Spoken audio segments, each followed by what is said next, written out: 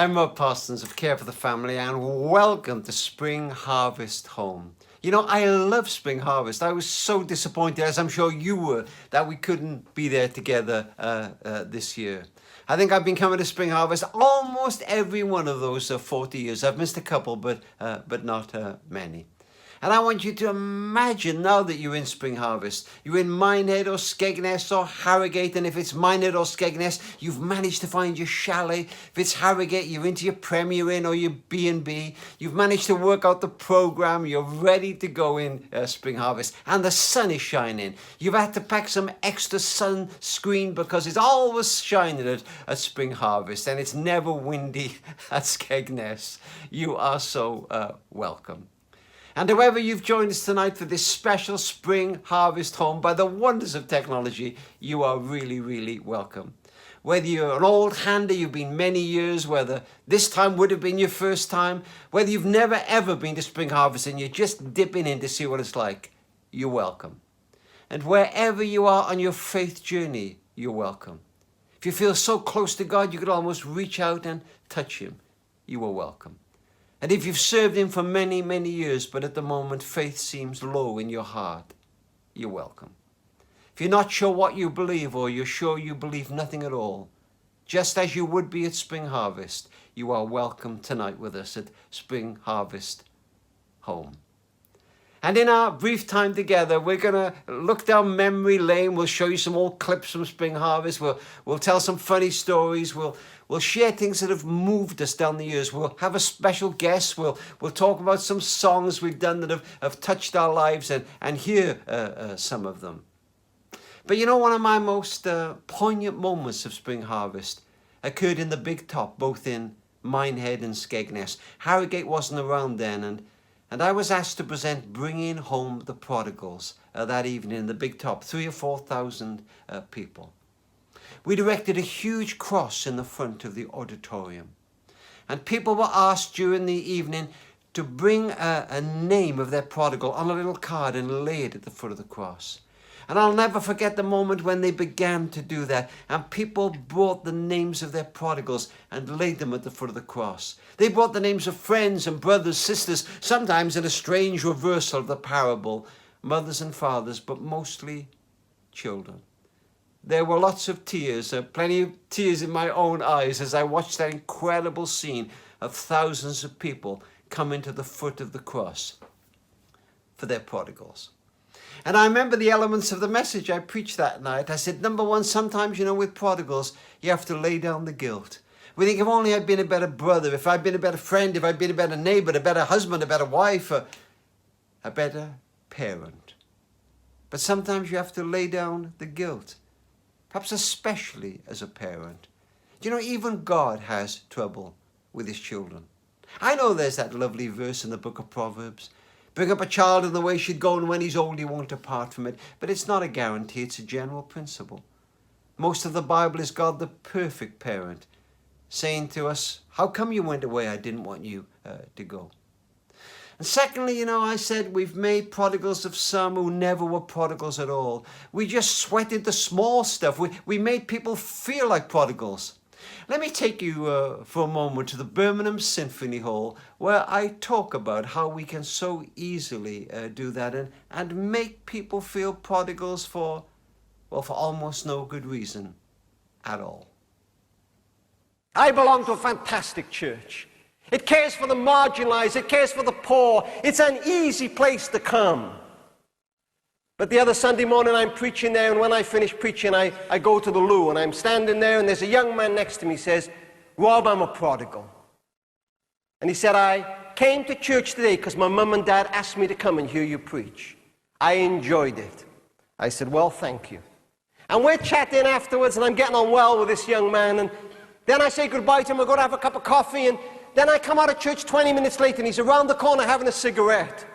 And he says to me, oh, I'm so sorry. Oh, filthy habit. Oh, I'm so sorry. And as if he had leprosy. It is better he didn't smoke. I understand that. But how did we do that to people? Was it that in our local churches we had everything else so sorted out, the pride and the arrogance? and the greed so sorted out, we had time to marginalize people over that. How did we do that to people? And then I talked about the possibility of prodigals coming home. And I mentioned a prophecy given by an old man years ago. When the Father's house is filled with the Father's love, the prodigals will come home. And I can remember saying, if we don't stop fighting each other in local churches over the building committee or the youth work or the style of leadership or the style of worship, there's hardly any point bringing them back. When the Father's house is filled with the Father's love, the prodigals will come home. And then I remember saying, when they do come home, pray with all your heart they meet the Father before they meet the elder brother. The elder brother will say, can I still smell alcohol on you? You still smoking? You still with that guy? You still with that woman? You still living that kind of lifestyle? But the Father will understand they're still smelling of the pigsty. The Father will be patient. They're home. And then finally prayer. As we brought the names of those prodigals on the big top in Minehead and Skegness to the foot of the cross, we knew we were coming to the cross, a place of weakness, but a place of incredible power. There is no better place to bring your prodigal than the foot of the cross. And even later, some of you might want to kneel and do that symbolically tonight, to bring the name of your prodigal to the foot of the cross. Somebody once told me, I studied English literature. They weren't Christians, the professor, but she said, I think the parable of the prodigal son may be the greatest short story ever written. It's the story of the boy who broke his father's heart.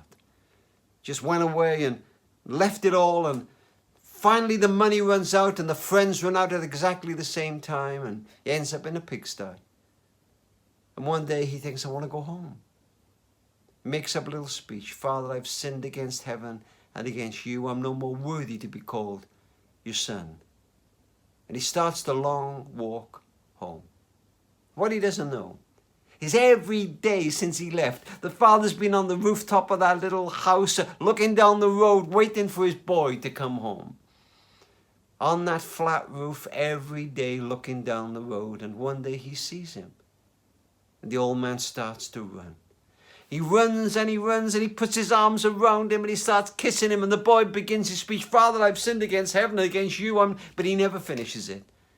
No, the father's saying, put a robe on his back and a ring on his finger and shoes on his feet. My boy's home. Lord, tonight we pray from the four corners of the earth, you will indeed bring home the prodigals. But you know, as well as the serious and moving stuff, there have been lots and lots of laughs at Spring Harvest. And just recently, I was on a video conference call with Catherine Hill, our UK director, and we'll hear from Catherine in a moment, and Stephen Hayes, one of our colleagues, and we began to talk about some of the funnier times we'd had at Spring Harvest, and we thought we'd share some of those with you as we go through our evening together. So here's the first one.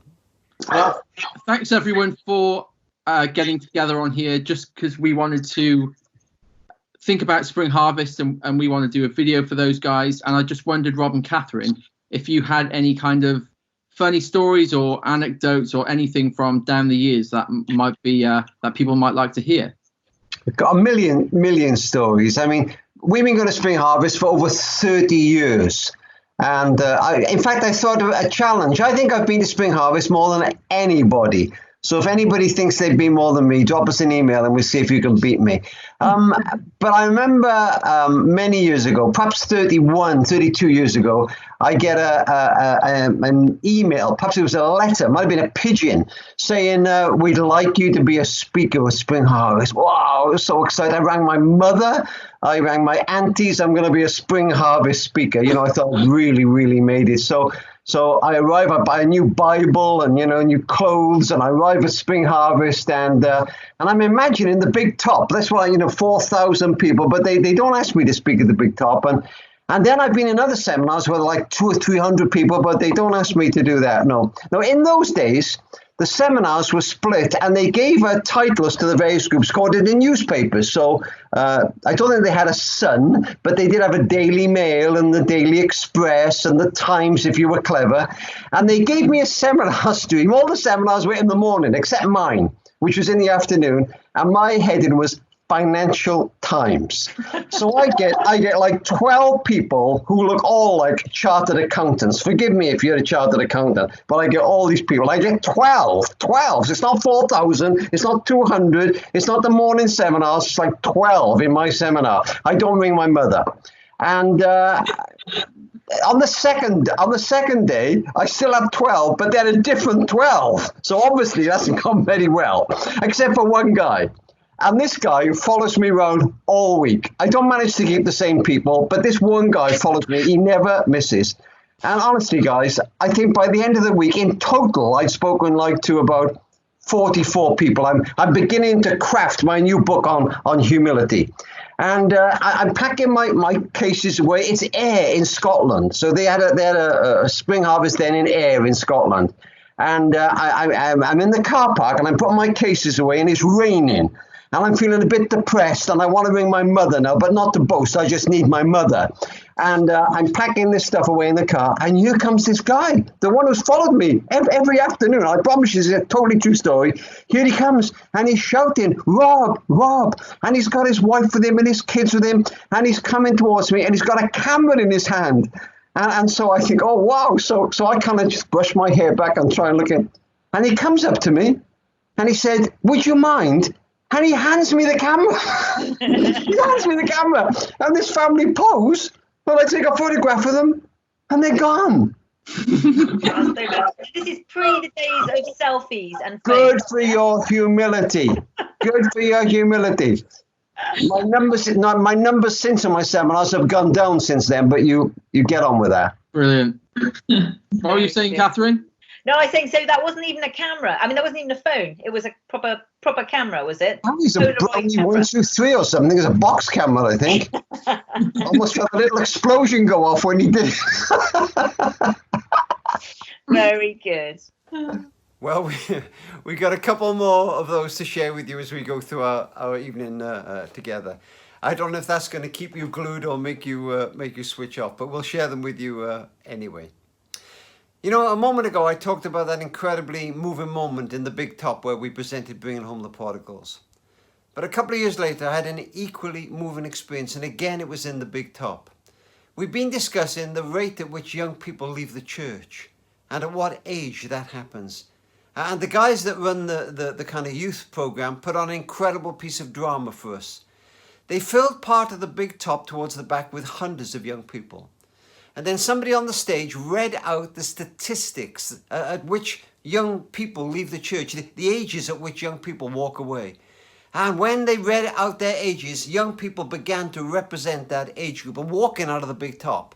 So at ages 8 and 9, if just a couple of kids walked out, and more at 10 and 11, more at 13, and then 14, 15, hundreds of kids walking out of the Big Top, representing droves of young people walking away from church.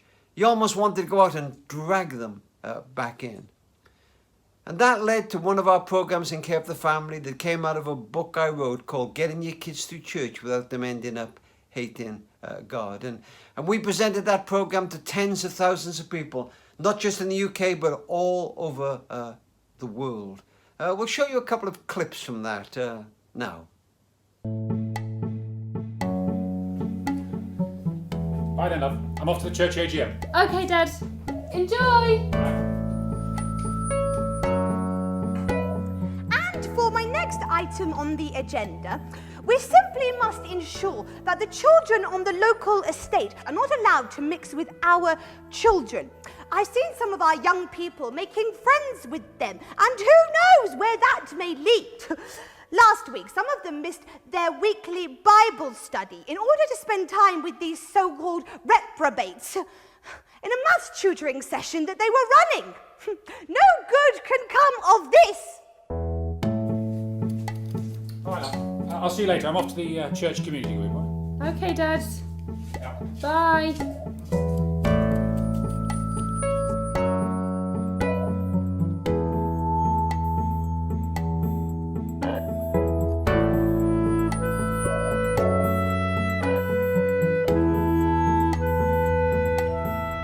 Not again?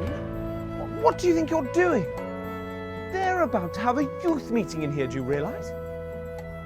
I've been attending this church for 5 years and we always have people like you hanging about and messing up the place. I'm sorry, but I can't have it. Off you go. No, not that way. You go on the grass. Off you go. What do you think you're doing? Right, I'm off to a meeting about fixing the church roof. All right. Hey, Dad. Bye.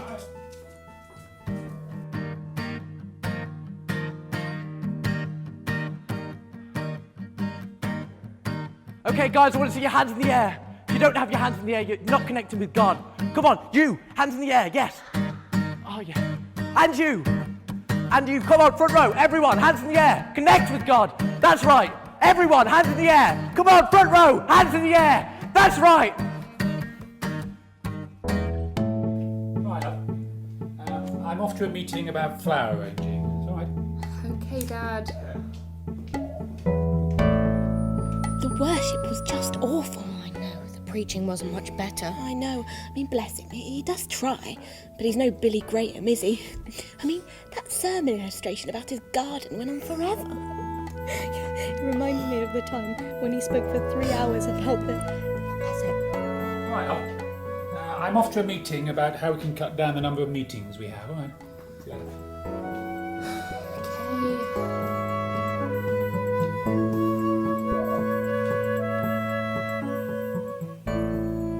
God, I'm at the end of my patience. There is no sign of you anywhere in this church. Please help me. Show me that the love and closeness that I've read about is real.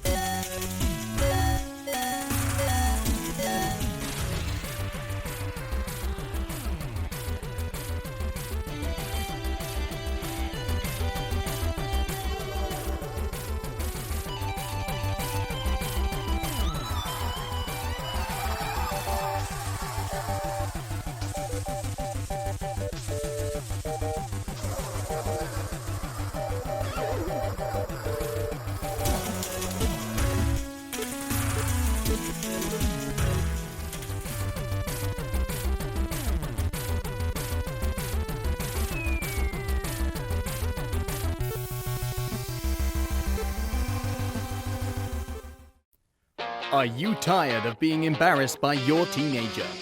Does he or she show you up at church and community functions?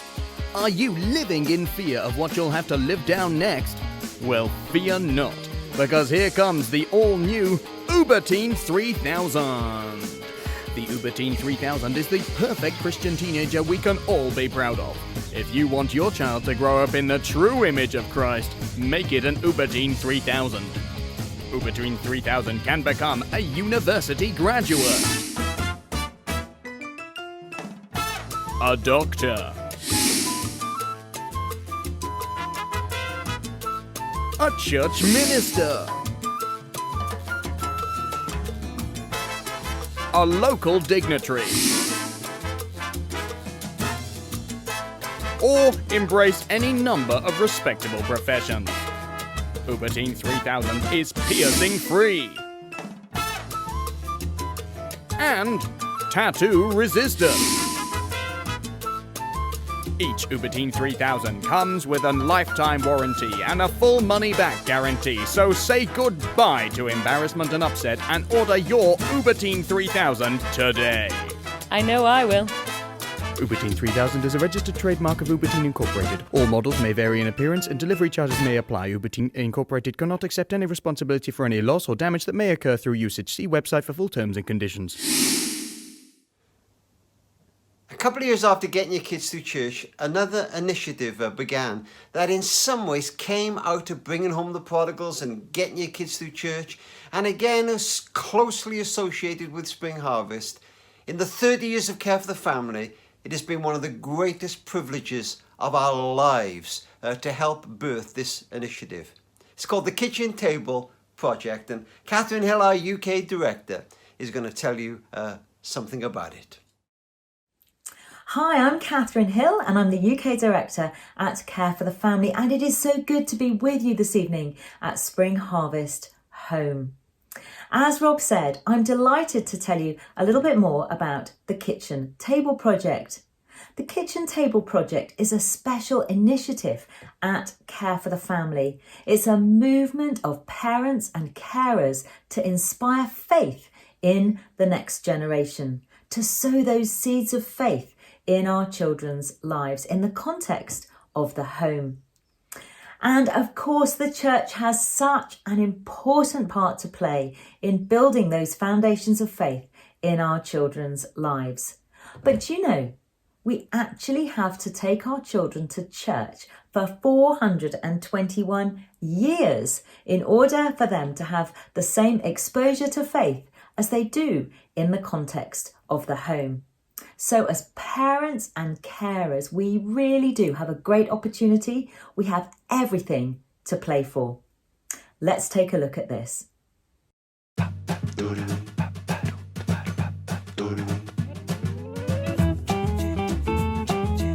How many hours do we spend asleep? Oh, so you have to do 9 times 7. Is 70 days. No, 70 hours. 70 hours. 84. 70 hours. 63 hours of sleep. 34 hours at school. In the car. We do spend quite a lot of time in the car, don't we? 0. 0. Because we don't have a car. 7 hours in the car. Doing homework. Not enough hours. 0.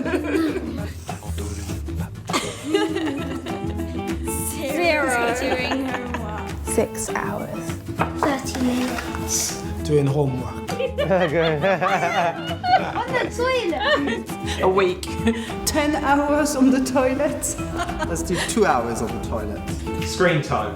Oh my goodness. That's so much. So weekly total 31 hours and 46 minutes. Oh, that's you, Mummy. It's me. Yeah. Why? 10 hours a day. 10 hours a week? Yeah. 20 hours per week. That's a lot, isn't it? 2 hours at church. 2 hours at church. Oh, how much time do you spend with parents? 60 hours? Maybe 50, thereabouts. 60 hours. 75 hours. We spend 75 hours per week with our parents.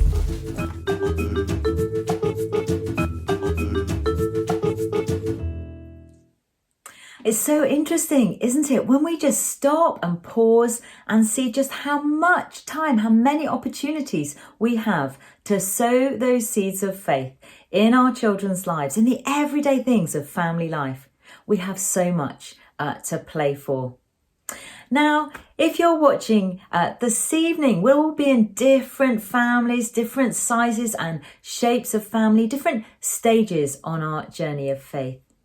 But the one thing that we all have in common is that we want the best for our children. And we know that having a strong faith will help sustain them throughout their lives. But it's not easy, is it? As parents, we can't take total responsibility for our children's spiritual lives. It's too heavy a burden for us to bear, and there are no guarantees. But There are many opportunities that we have, particularly in the early years, to sow those seeds of faith in our children's lives. And we really do have everything to play for. Now, at Care for the Family, we often say that as parents, we are the keepers of the atmosphere in the home.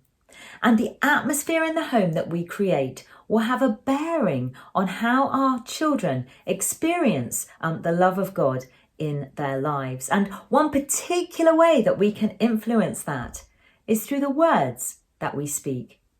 There's a lovely proverb that says that our words have the power of life. And we can literally be speaking life to our children by the words that we speak. There was a lovely story that illustrated this beautifully that happened at Spring Harvest. So a couple of years ago, I was speaking at one of the Care for the Family parenting seminars, and I was speaking on this proverb that our words have the power of life. And at the end of the seminar, a lady came towards me. She was crying. And she said, I have 2 children. The youngest is a delight, but the oldest is just driving us crazy. She argues with her sister. She doesn't do as she's told. We get letters home from school. In fact, how to discipline her has become an issue between me and my husband. She said her name is Grace, but because of her behaviour, we call her Disgrace. She said, I know it's wrong. I realise that now, and I want to do differently. While we chatted, I encouraged her, we prayed, and off she went.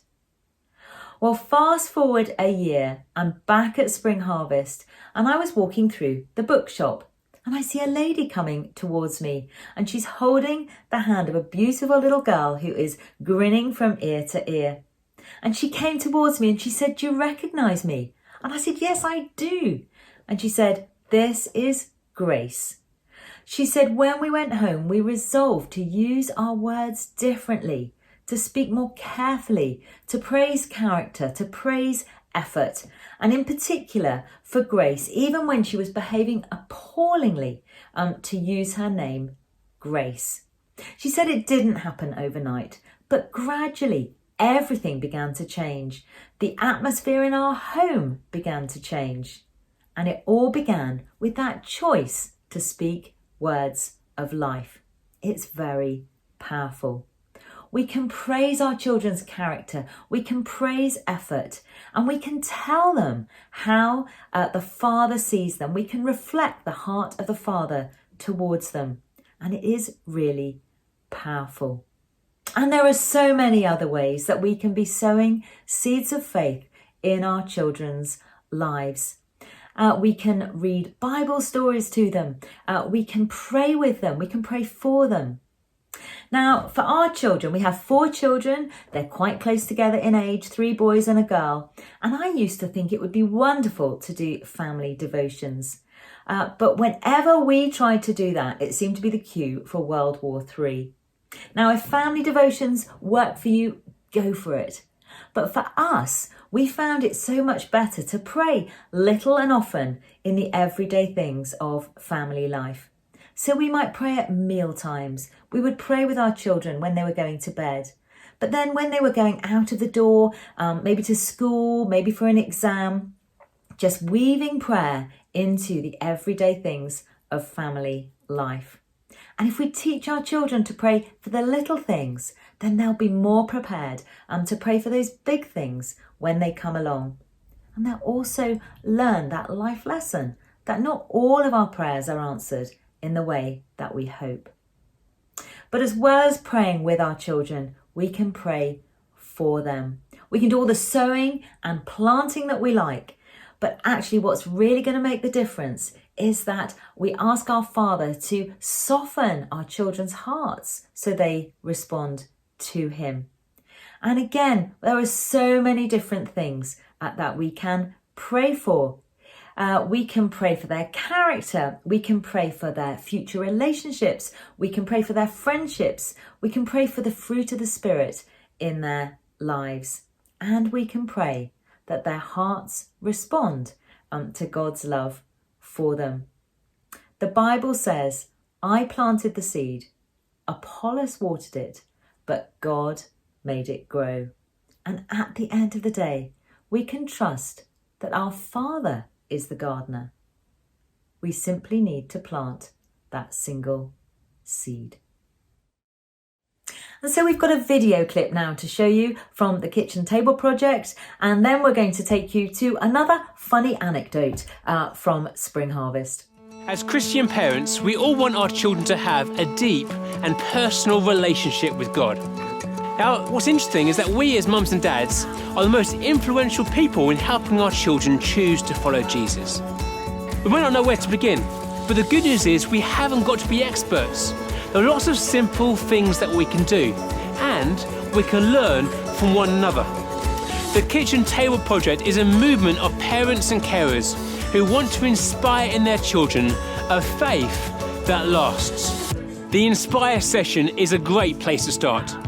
Get some other parents together and download the free resources from the website and begin to have some deeper conversations about how we begin to nurture faith in the home. So join us in making a difference, in inspiring a faith that lasts, and seeing the next generation discover what it is to follow Jesus.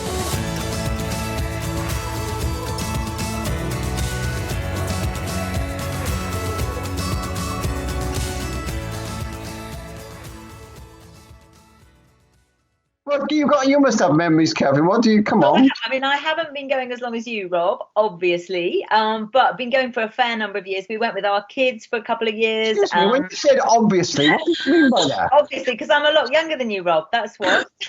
Strike a light. Yeah, this is getting a bit feisty, isn't it? A bit personal. Okay. Yeah. Well, Okay. there's funny stories. I remember one. So Spring Harvest is obviously over the Easter break.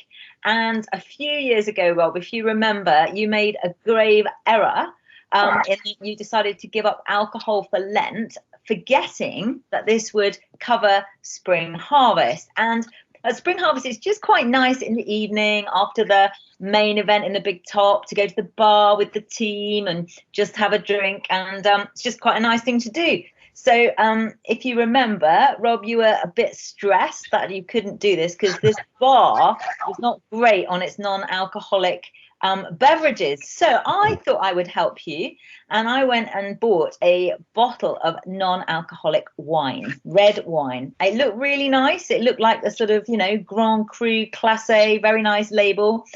Anyway, this wine was... Can I just say, I was so excited when I saw it, Catherine. It looked brilliant, honestly. It looked like a bottle of Rioja. It looked deep. I could imagine hitting your palate. And Catherine opened this thing and I took a snip. It was like Metatone. Have you ever had that tonic, Metatone? It was disgusting. It was horrible, Catherine. So that was no good. So then I had a better idea. And I thought, why don't we try and get some non-alcoholic beer? Because I've had that and it's actually quite nice. So in the morning, there is a prayer meeting for people that are in different kind of leadership ways or serving at Spring Harvest that we go to. So we're all at this early morning before breakfast prayer meeting, but the shop is open, the little Spring Harvest shop that sells all kinds of great things, including non-alcoholic beer, and I'd spotted that this was on the shelves. So after the prayer meeting, I said to Rob, let's just go via the shop and see if we can pick up some of this beer, which we did. So Rob is coming back along the path with carrying this thing of beer. There were quite a few bottles of it, I think. A six-pack. Now, what did you do? You tripped over your shoelace, I think. Yeah. And this thing just went in the air. And these bottles of beer, literally, it happened in slow motion. They're all suspended in the air and then crash. They all smash on the floor. And this sweet family are coming the other way with their kids. And the mum looks absolutely horrified. And Rob shouts, "It's all right. It's not alcoholic." And they give me this kind of sad look, don't they? We're buying beer like at 8 o'clock in the morning. Hey ho. Oh, God. Classic. Do you remember the one, Rob, with when you weren't very well a couple of years ago? You had a hernia. Do you mind? People listening to this all over the country. That's about my hernia. It is a very good story. And you, so you were feeling really rubbish, and it was incredibly painful. And but yeah, you were not to be beat because Spring Harvest is so great, and you wanted to do the seminar, and we were meant to be doing the seminar on, I think it was a parenting seminar, and I said, don't worry, I'll cover it. You just go to bed, just get better. And you said, no, the show must go on with me as well. So okay. So we're presenting this seminar. It was in the big top, wasn't it? It was actually in the big top. It was, I think, in the big top, but obviously not thousands of people there. It's seminar size. But there were screens behind us. And so we divided it up. So we had sort of 10, 15 minutes each, and then hand over and then back again. So I would do my 10 or 15 minutes. And then whilst I was doing that, Rob was lying down behind the screen, trying to shove his hernia back in. Catherine, I can't believe you're telling people a story. It was unbelievable. Fortunately, I think people enjoyed the seminar, and I don't think they knew what was going on. But anyway, that was quite epic. What a sight. Wow. Oh, dear me. All right. Well, we thought you might like to go to the big top at Spring Harvest. It's 2016. Rob is about to speak. The subject is game changers. But before he speaks, there's an incredibly moving video. So let's take a look. I live in Southwick.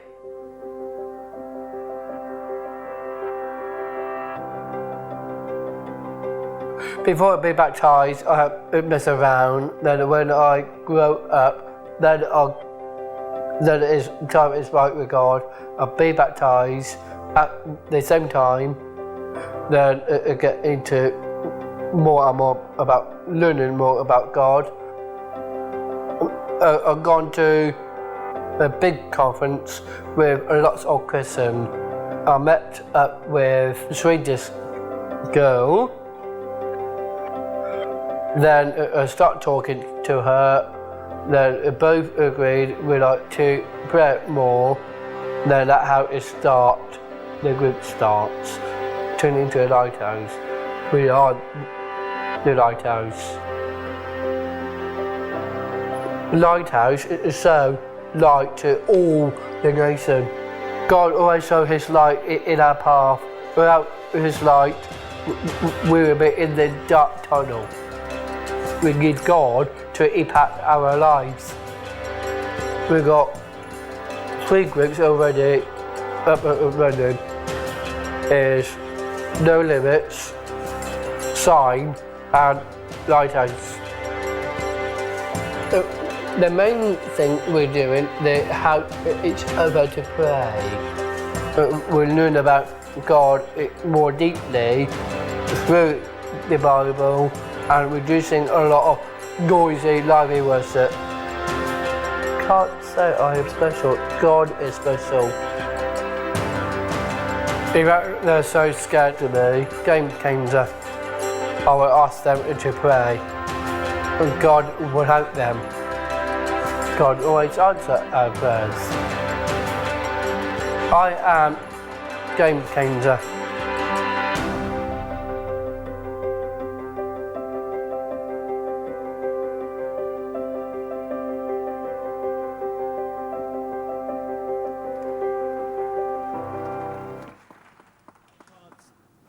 I can't say that I'm special. God's special. Our preacher tonight is a good friend of Spring Harvest, and he needs no introduction. Can we give Rob Parsons a huge hand this evening?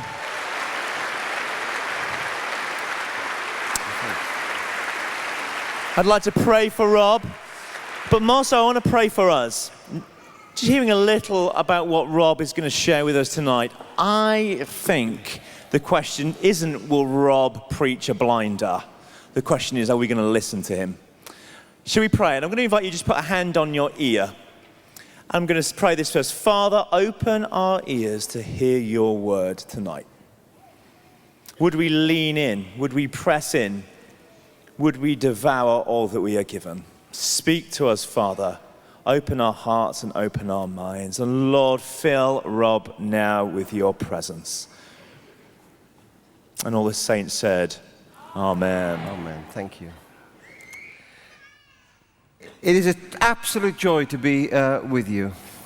I love Spring Harvest, and Catherine Hill, Care for the Family's UK Director, and I are doing the parenting seminars, and we just love being here. Thank you for your welcome and your kindness.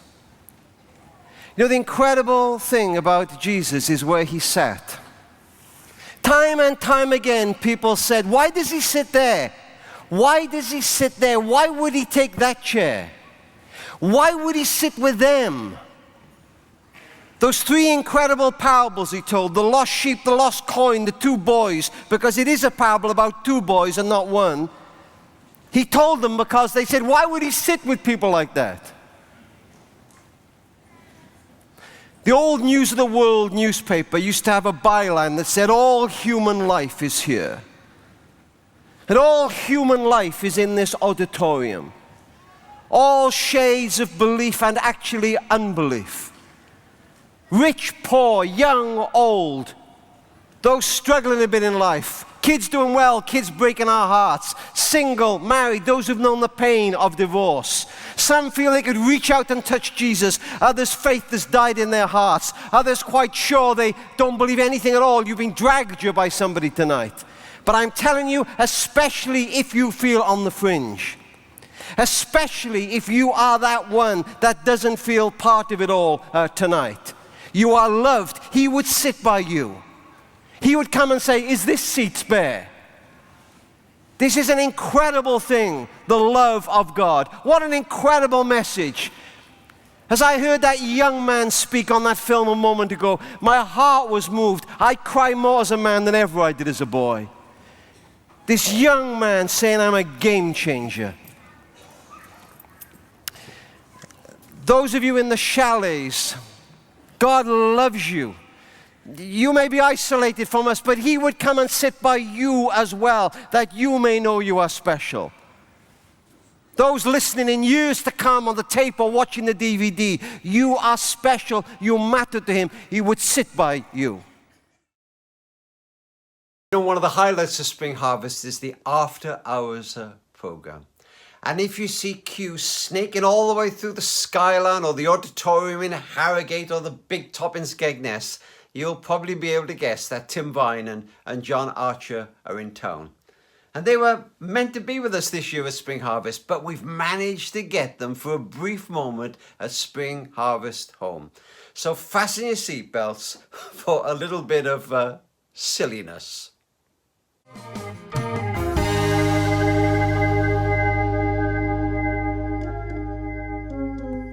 Well, hello, Spring Harvest. Welcome. Hello, Spring Harvest. Yes. Hello. Sit down. Oh, yes, right. Sit down here. Hello, Spring Harvest. What an absolute thrill it is. Malletes. Well, that's the formalities over with. Ladies and gentlemen, I'm Tim Vine, and this is John Archer. I'm over here. So, oh, that side. Right. You told me you were going to be on the... No, I'm here. What's that on your head? Sorry? This. Yeah, no, I've just joined a new band called the Conkers. I'm surprised you haven't heard of us. We've had a string of hits. Now, look, John, this is very unusual for us, isn't it? Very yes, unusual. It is, yeah. I mean, who'd have thought that we'd be here talking to people who are, this is talking remotely to people. Yeah, it is. Because, of course, whenever we do our shows at Spring Harvest, it's not as though we're ever broadcasting to a small area where everyone... We are, aren't we? Chalets. Yeah. Anyway, John. Yes. I should leave more gaps. You all right? You should. John, John, how's lockdown been for you? It's been all right, look. Right. I've just put the kettle on. Yeah. I got it under my own steam. Well, not too bad then, yeah. Are you listening to me? I am listening. Yep. Yeah. Actually, I've been communicating using this. Like that. It's a carrier pigeon. How's it been for you? How's lockdown been for me? Yes. Oh, no, it's been great, to be honest with you. Yeah, it's just been me and my dog Rex. I call him Rex because he wrecks the house. Get off, listen. Oh, he's seen a fox. Break it up, you two. Oh. One of the things I had to do, though, John, I had to communicate with my mother through French windows. Mm-hmm. And that wasn't easy because my French is terrible. Have you got a laughter button over there? Because No. No. But have you got enough supplies? Have you? Oh yeah. I haven't been stockpiling or anything. Yeah. No. Yeah. Have you? Yeah. Oh, look, I'm one of the sensible ones. I want to make that clear. I'm one of the sensible ones because I have, I've in many ways, I've been very sensible. I've not been stockpiling. No, but I've just got one jar of Marmite. That's it. One jar of Marmite. One loaf of bread. One bit of meat, and it's all very, very sensible. One of those. One fridge door. One fridge door. Yeah. But we miss it, don't we? We miss it, don't we? Oh, yes. I mean, at Minehead. Yeah. I mean, I think did Hitler write a book about Minehead? Oh, that was Mein Kampf, wasn't it? Yes. I've just got myself this. Look, you see that? It's an earwig. An earwig. It's actually a centipede, but centipede wig never used to get much of a laugh.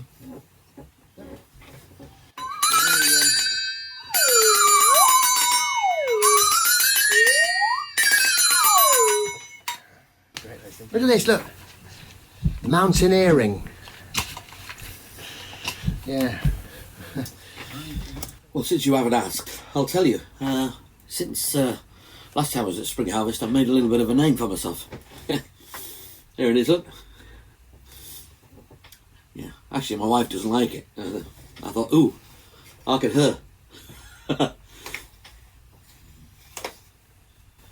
I see Butlins have got a new Christian restaurant. It's called The Lord Giveth, and it also does takeaway. Should we do some notices? Because we always do notices, don't we? Yeah, that's a good idea. Let's do some notices. Yeah. Here we go. Right. Shall I start? Or do you want to start? No, you start. You start. I'll start. One of those. Yeah, you start. One of those. No, next year. The good news is that Spring Harvest has got lots of new things coming in next year, just because of the sadness of having missed this year. For example, you're now going to be able to keep a horse in your chalet. Yes, you're doing self-cantering. Yeah. What have you got? Well, they're going to be building a new slide for the church leaders. It's going to be called an Elder Skelter. And still available online are various things like, for example, the commemorative plate for single people. You can just leave it on the shelf. Yeah. And they're going to have a new sincerity seminar next year, which I've been told is really, really, really, really good. And although it isn't, I tell you one of the things that's nice about this, we haven't had to do any driving, because me and John, we normally share the driving, don't we? Yeah, we do. Yeah. Yeah, I do the pedals and he does the steering. We crash a lot. And now? No, not the ukulele now. Put it down. No. And now, ladies and gentlemen, a magic trick. What's the handkerchief? What's the wand? It's gone! Now my impression of Christians on the bumper cars. Sorry.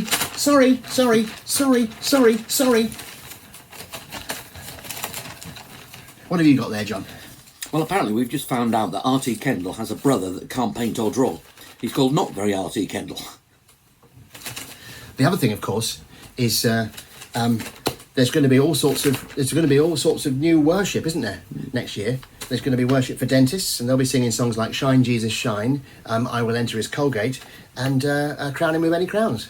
Good. You're not good looking at me. You've got another one there. And then also there's going to be some curry lovers worship. Yeah. So that's open the tandoori of my heart. There is none like you, and amazing rice. So all that to look forward to next year. What's this button do here? Don't press that. Oh.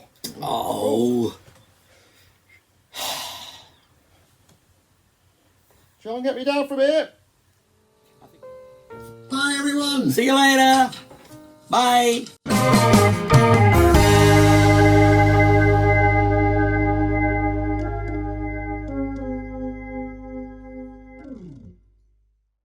I think those two are getting sillier as the years go by, but massive thanks to Tim Vine and John Archer.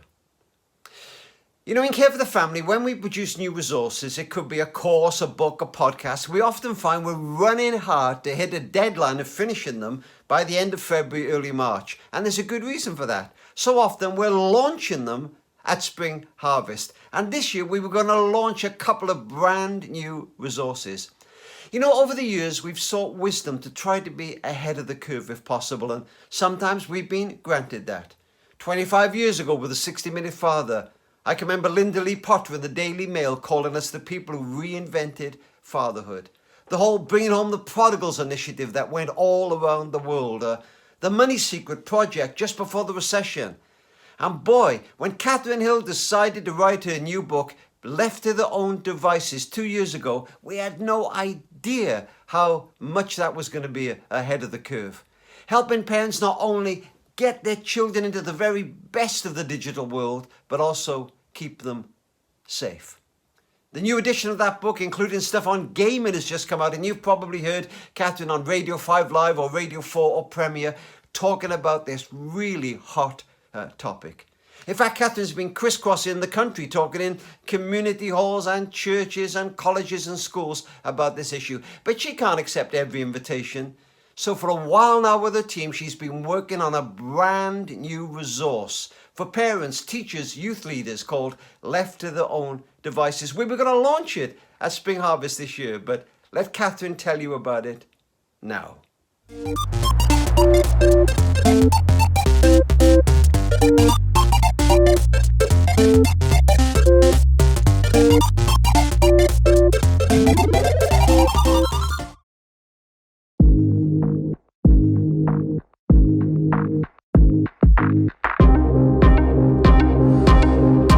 YouTube, social media. Social media. I know what you want to say. I like to use social media and talk to my friends and research things for school. YouTube.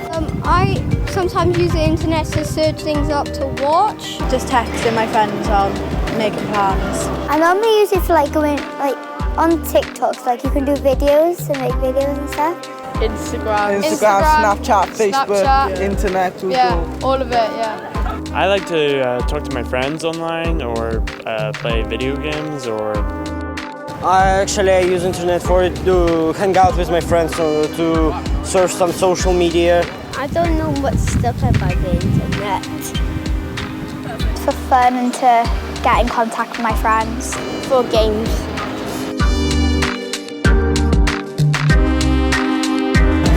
I don't know. They buy lots of things. To make some orders for their job. My parents use it to look up things, and so do I. We use Facebook. Emails, because it runs a business.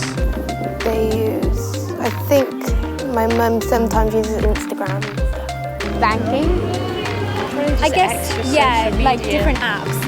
My parents don't have Instagram and stuff like that. Mostly use it for emailing and work stuff and reading stuff. They usually go on Facebook and text their friends on Messenger. Well, only Facebook, because that's the only thing she knows how to use.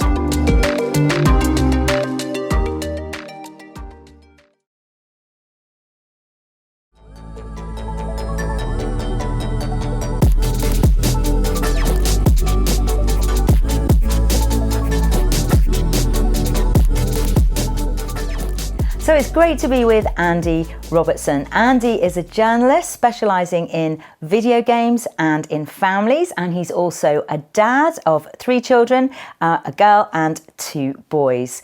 And we're going to be talking about the impact of gaming on family life and as parents how we can navigate through that. So Andy, great to be with you. What are some of the concerns that parents might have? So the things which are kind of, sort of trigger points for parents are how long children play. And then, the phrase of addiction will come into that sort of conversation and concerns like, are games making our children addicted? Are there things games are doing that other things aren't? There's online gaming, and so that's where they're playing with other people who aren't in the same house. Who are they playing with? Are they playing with other children, or are there adults there pretending to be children? So obviously that's an issue. Then there's sort of the cost of games, and games are sold in very different ways these days. And so I think parents sometimes have concerns when they get unexpected costs. And then potentially how games sell some items can look a bit like gambling, so parents worry if it's going to lead to gambling. And then finally, probably there's a lot of games, I guess because they're quite young really, focus on violence, because that's quite an easy thing for a game to replicate. It's kind of basically shooting or attacking someone. It's like a competitive thing. And so parents will see that and quite rightly think, well, is that appropriate, that level of violence for my child? So it's quite a wide range of concerns. See, I think many parents are concerned about the amount of time that their children are spending gaming. What are some of the things that they can do to help navigate that well? Well, I think one of the things is to kind of not worry too much just about time. We have a lot of headlines and a lot of kind of articles about how much screen time is too much. And a lot of parents kind of want to know, is 1 hour, 2 hours a day too much? And actually it's about the quality of the time spent. And a child on a device or on a game will be doing lots of different things. And really understanding the breadth of those experiences and encouraging a variety of different things happening is a much better way to sort of keep the screen time healthy. In a similar way to diet, we don't worry about plate time, we worry about what's on the plate. And, we're great at getting our kids to eat vegetables and to have that broad diet. But obviously when it comes to games, we need to do a bit of work to close that literacy gap, to understand what else they could do and to be with them as they play so we can see what's happening. I think it's quite easy to sort of misdiagnose children as just playing too much. And particularly at that moment of stopping, there's that key sort of family point, isn't there, where mum or dad is like, dinner's ready, and the child's still playing. And the parent is like, well, dinner time's more important than this video game, you need to stop now. And if they make them stop, then the child can become upset and cross, and then the parent's like, well, look at what this game's done to you. It's obviously a negative thing, we need to stop this. And what's actually happening is the child could well be playing with other people online and quite rightly doesn't want to let his teammates down or her teammates down. And equally, if they're made to stop, there can be penalties if they've not got to the end of their level. So understanding that means that as a parent, you can put in place sort of those rules, but in a different way, like give your child a bit of warning or tell your child, don't start a new online game without checking how long's till tea. And so that understanding can kind of close some of the confusion that parents and children can have. And just get them both on the same page so they can work together so that games are healthy. We often hear parents telling us horror stories of their children who have run up substantial credit card bills whilst gaming. Tell us a bit how that can happen. Well, I think because games are sold differently now to how they used to be, so we used to just buy the box, one-off cost, we'd bring that home and that would be everything paid for. Where modern games will often like to attract a large number of players and let them play for free and then charge them small amounts for particular things in the game, which means that parents aren't always aware of how those games are making money. And it's an unfamiliar sort of transaction. It's not something we're necessarily used to, particularly in a video game. And so understanding that means that then you can help your child sort of navigate that and decide, well, is this particular purchase necessary or is this just optional? And you have that kind of thing where children will often say, I've got to have this, mum, dad. And then really what they mean is everyone else has got this and I want it too, like having the latest trainers or something like that in school. If you're not literate or if you're worried about what's happening, there are these sort of short-term things you can do to give you some breathing space. And one of those things is if you've got a console or a device that your child is using that you're very sure, and you spend a bit of time, maybe half an hour or so, setting up the settings so that they can't just make purchases on their own without asking you, or that there are particular limits. And that would be true whether it's on a smartphone or where on a console. You can set up, well, this is how much my child can spend each month. And that goes along with lots of other settings that can actually limit how long they play and also limit the sorts of games they play. So the PEGI ratings that rate the game's appropriateness for different ages. And you can set up every device to say, my child can't play, for example, at PEGI 12 without asking me, and I then put a password in. And so some of these things I think are really helpful to get breathing space. But I think it's important to go beyond that, sort of, again, bit of policing, to get into that literacy area and then being there with your child as they play. I think one of the things that many parents are concerned about is just who it is that their children are talking to when they're gaming. Maybe they're playing games in a community setting and all the dangers associated with that. So do you want to talk a little bit about that? Yes, I think this is another area where games have changed quite a lot over the years. So even if you played games growing up, they're quite different now. And one of the big areas of difference is that games are played online. So rather than playing in the same room, you're playing with people on the internet. And usually, your child is playing with friends and with other children, but it's difficult to know as a parent, who exactly they're playing with. And it's a similar thing to social media. But the issue is, I think that we have a more understanding caution about social media, but don't necessarily apply that to video games. So my advice is usually to think about games as social media. And for a child, the two things are very similar. The first sort of online interaction with someone they don't know, for a child, will likely be in a video game, probably a video game like Roblox. And so we just need to be thinking and aware that, how our children are interacting. And some of that is about setting up their technology correctly to limit who they can accept friend requests from. But a lot of it is also about being present and making sure that those online games are happening in a sort of social space so that you can see the sort of interactions that are going on. And being aware of the sorts of things that can happen. So it's not only typing messages to each other. Children will play and will chat with their headphones on. But technically, they can share pictures and images. And so it's an area where a degree of caution is needed. But I think it's important not to lock it all down, because actually that's one of the big benefits of games, is that they're social. And the way I often think about it is that they're really beautiful playgrounds, and they're like the playgrounds in the real world, but they've got children from all cultures and backgrounds and from all over the world. So there's a real excitement about that. But unlike real world playgrounds, which are fenced off and which we can see very clearly, it's harder for those gaming worlds to be fenced off. Andy, that is so helpful. Well, thank you so much. I know that many parents, having heard that, are going to feel so much more equipped, so much more confident at navigating this area. So thank you. Pleasure.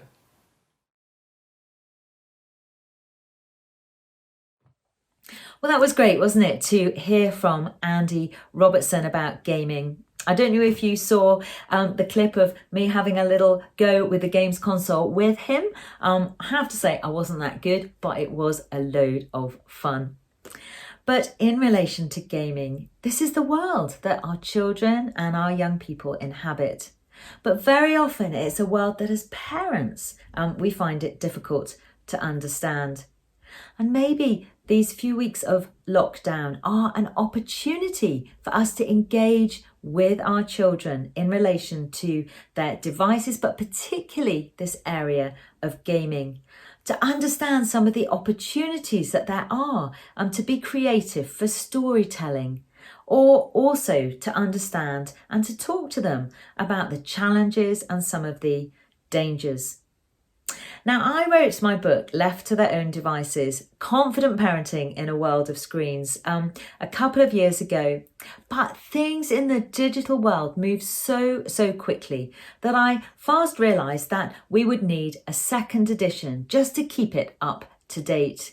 And so this is the new edition of Left to Their Own Devices. It's got all new references, everything up to date. It's got some new stories in. It's got new content, whole new chapter on gaming, and another chapter on the issue of sharenting, which is when, as parents, we're on the back foot because we're oversharing information about our children online. Now, there's lots of practical tips for parents in this book and some really fun cartoons. So do grab a copy. I think you'll find it really useful. It also tells us how to put together a family media agreement. Again, that would be something that might be a great thing to do in this season of lockdown. So Left to Their Own Devices, Confident Parenting in a World of Screens. But at Care for the Family, we have another book that has just come out as well. And so I'm going to hand back to Rob now, and he is going to tell you about that.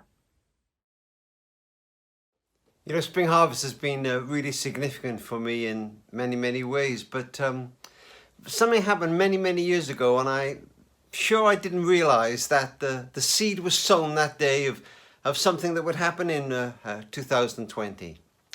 I was speaking at Spring Harvest, and in the afternoon seminars there was one called How to Improve Your Public Speaking. I said to a friend, I'm going to go to that. He said, why are you going to it? You're speaking in the big top tonight to 4,000 people. I said, trust me, it'll be worth it. And I wasn't disappointed. The guy said things that changed forever the way I spoke in public. But one thing he said was fascinating. He said, when you're speaking in public, whether you're preaching or to a vast auditorium in a business seminar, you lose people's attention for one of two reasons. Because you're boring and because you're interesting.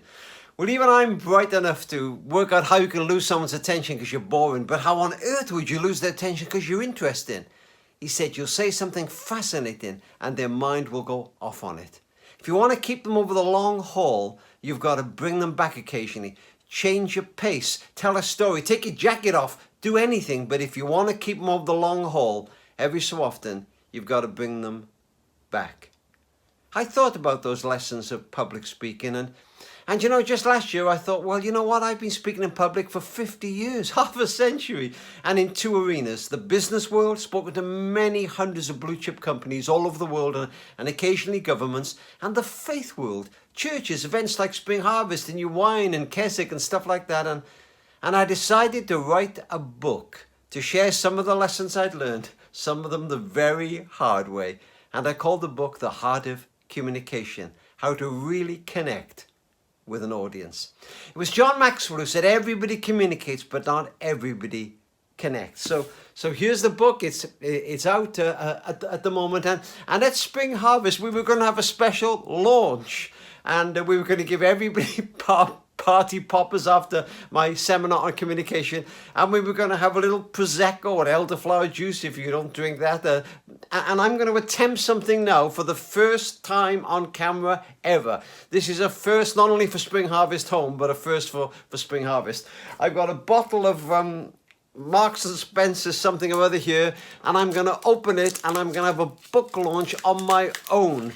Is that pretty sad, isn't it? Well, let's see how this goes. So you're joining me for the book launch of The Heart of Communication, how to really connect with an audience. Here we go. I'm not sure I know how to do this. Let's have a go. We're opening it. Here we go. I'll probably hit Diane in the head with this cork now as it comes out. Let's have a go. Hang on. There we go. There we go. Not too bad. Hey, so well, thanks for joining me, Spring Harvest Home, the launch of the Heart of Communication. Cheers. And remember what we always say, if you can't afford anything we sell, drop us a line of care of the family. We'll gladly give it to you free of charge. And thanks for Spring Harvest, all those years ago, for sowing the seed that led to the new book. So thank you, Spring Harvest, again. I got another memory. And this is quite poignant, really. People who've been Spring Harvest, if they've heard Kat and I do parenting seminars, you may have heard one of us say, if you have more than one kid, you're going to have chalk and cheese. They're going to be different characters. Now, that's particularly galling if the first one's compliant, because that's what lures you into having the second one. So our first one, Katie, was so compliant. She loved church. She took notes when the guy was preaching. She just was compliant. For about 4 years, we think we're brilliant parents. And then Lloyd comes along. I say that Lloyd came into the world smoking a cigar. So Lloyd's my testing one. And whereas Katie loves Spring Harvest, she'd come back from all the little things. Oh, Daddy, it's so exciting. Lloyd would come back from all his sessions, which were brilliant. And I'd go, well, how was it? He'd be about 10, 11. Boring. Everything's boring. He didn't want to be there. But now he's 15, okay? And I'm speaking at the big top, and he's in the front row. And I'm praying for this kid to be touched by God. And I preach for about 35 minutes. And at the end, somebody comes forward and they do a response. And the guy says, stand for a moment now. And everyone stands up, 4,000 chairs, the backs of the chairs going up, all this clatter. And then he says, if God has really spoken to you, I want you to sit down and people are going to pray with you. And people sit down. I hear the seats going down and people gathering around people to pray for them. And then, after about 5 minutes, out of the corner of my eye, I see Lloyd sit down. People are immediately on him, praying for him, and, oh, this is so moving. Their tears, I promise you, their tears rolling down my face. And I come outside, there was a big tent and the big top, and there's Lloyd. I say, son, it's amazing. What? Do you mind telling me what made you sit down? He said, my knees were killing me. He's got about 20 people on his back. That's Lloyd. But he's doing fine now, and I thank God for that. And you know, the great thing about those is however your kids make of Spring Harvest, almost every kid I've ever known generally looks back and says, they were great. They were great times. It's just some kids won't admit it. That's fantastic. Well, thanks. That'll definitely help enrich our look back over our relationship with Spring Harvest. So we'll add it into the mix. There's an incredible Psalm of David, Psalm 57. It was written at one of the lowest moments of David's life. His enemies were against him. He's totally isolated. Some scholars think he was literally holed up in a cave somewhere on his own. Does that sound familiar to you today? And he cries out to God, God, have mercy on me. And then he says this, I will take refuge in the shadow of your wings until this disaster is past. It's an image of a mother hen gathering her chicks under her wings. It was the image Jesus used when he said, how often would I have gathered you as a hen gathers her chicks, but you wouldn't come. I heard a lovely story a couple of years ago. It was of a farmyard fire, and when the fire service went in, all the firefighters went around the farm. It was devastated, and they found the dead carcass of a mother hen. But when the farmer was clearing up the next day, he lifted that dead carcass, and underneath were 5 or 6 chicks still alive. The mother had literally covered them with her wings. Hey, David was a fighter. This wasn't his normal style. He'd taken on Goliath, for goodness sake. Hiding wasn't normally his modus operandi. But right now he cries out, I can't do that anymore. Right now, I need you to cover me in the shadow of your wings. And David knew that he wasn't alone. And God has said, I will never leave you nor forsake you. He is with you. Some years ago, I was on a retreat, and a couple of guys there, and Graham Kendrick was there, and he said, guys, I'm working on a song with somebody else, and we're trying to get this song together. He played us this lovely song, and then I think it was at the 40th anniversary of Spring Harvest, I heard him perform it on stage. I hope it touches your heart as it touched mine that day.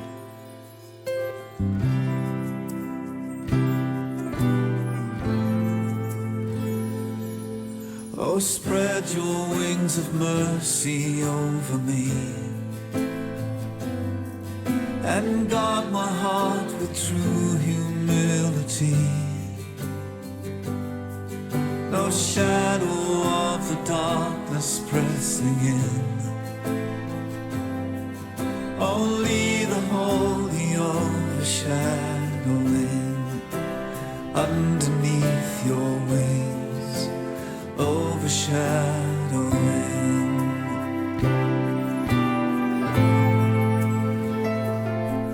No refuge will I seek but God alone. No hiding place save only at your throne. Only the cross, the blood to wash my sin. Only the holy overshadowing underneath your wings, overshadowing.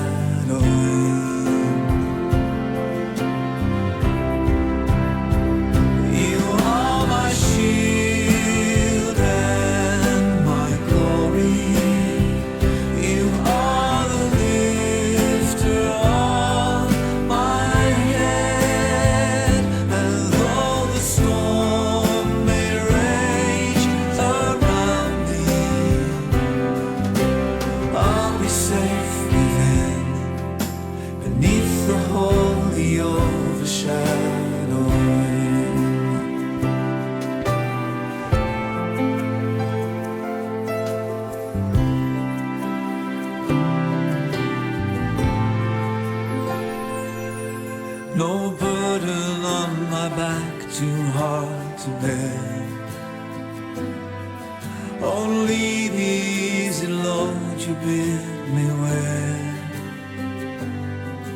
Until these troubles pass, my heart will sing praise for the holy overshadowing